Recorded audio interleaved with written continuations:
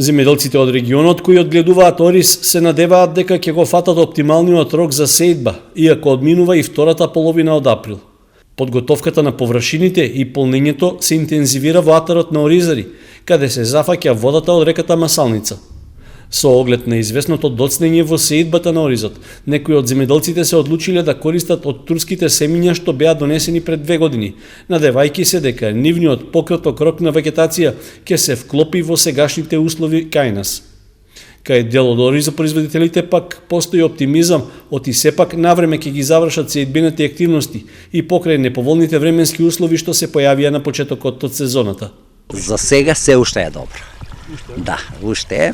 Ова се едни од оптималните услови, нели? Временски период кој треба да се сее ориз. Кој како стасаме, кој како сме пргави у тоа работењето, така. Сепак, земјоделците реагираат што полнењето на нивите се одвива хаотично, односно едни добиваат вода, а други се прескокнуваат. Слаба организација со тоа што по правило треба да се почне по ред и така. А во се преко ред. Пример, да речеме, јас ќе посејам, после може ќе биде сопрема водата и врапци ќе изеат тоа што е посејано. Тоа е, мора да се малку поорганизирано и ќе биде. Има двојца водари на толкова поле, ќе направијани и нас водари. До 25 мај ако се посее, добро е.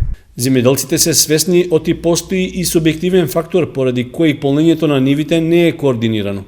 Велат дека некои од нив задоцниле со претходната подготовка на земјиштето, па затоа не дозволуваат водата да влезе во нивните површини.